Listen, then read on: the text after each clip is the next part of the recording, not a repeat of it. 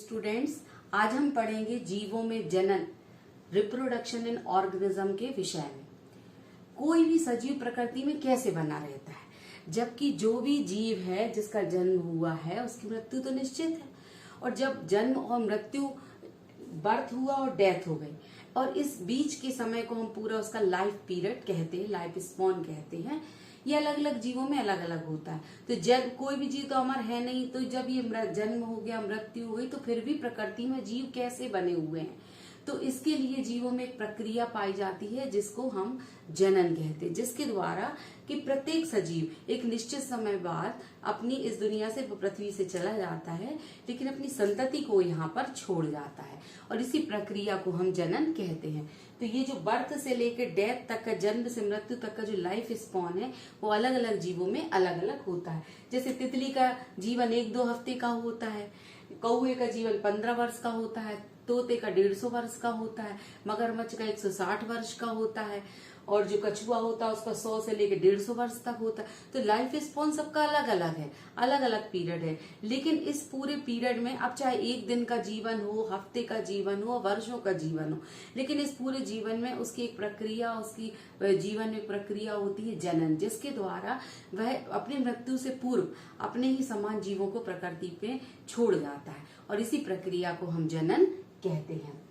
तो ऑर्गेनिज्म का बर्थ होता है, बर्थ के बाद क्या होता है, उसकी ग्रोथ होती है, ग्रोथ के बाद रिप्रोडक्शन होता है, जनन होता है, और रिप्रोडक्शन के बाद फिर उसके एक निश्चित समय बाद डेथ हो जाती, मृत्यु हो जाती।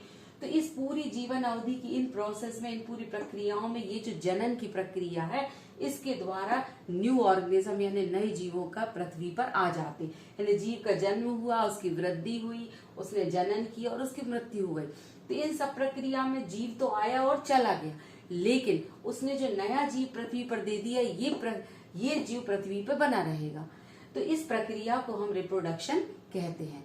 तो the process of producing offsprings similar to itself in living organism are called reproduction. जीवों में अपने ही समान संतति उत्पन्न करने की प्रक्रिया को हम जनन कहते हैं। अब ये जनन की आवश्यकता ही क्यों है? जनन की आवश्यकता 2 कारणों से है। पहला कारण तो यह है कि जनन ना होता तो पृथ्वी पर जीवों का अस्तित्व ही नहीं होता।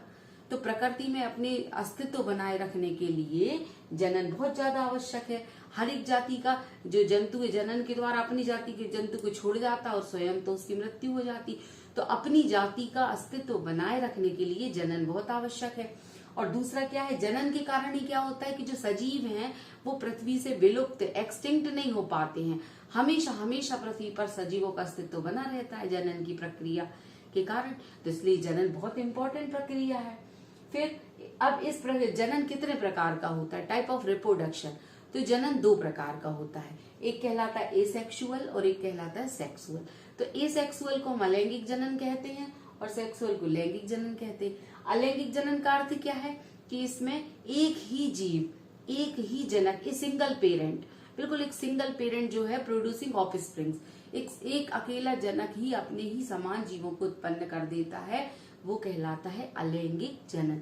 ये प्रक्रिया जो है, जितने भी यूनिसेल्युलर एनिमल्स यानी एक कोश की जंतु होते जिनका शरीर एक कोशिका से बना है, जैसे अमीबा, पैरामीशियम, युगलीना, ओपेलाइना, हाइड्रा, उन सब के शरीर में इस प्रकार का जनन होता है।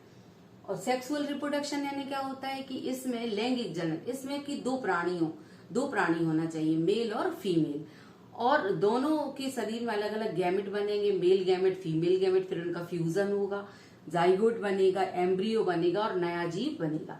तो इसमें 2 प्राणी मिलकर एक नया प्राणी बनाते, वो कहलाता है लैंगिक जनन। तो ये किसमें होता है, जितने भी मल्टी सेल्यूलर एनिमल्स हैं यानी कि बहुकोश की जंतु और उच्च श्रेणी के जो पौधे होते, उन सभी में ये जनन पाया जाता है। तो ये जनन के दोनों प्रकार हैं। अब आप इसके आगे हम एसेक्सुअल जनन के बारे में डिटेल से पढ़ेंगे, हम आपको पूरा इसके बारे में समझाएंगे। आप इसका पहले एक स्क्रीनशॉट ले लीजिए।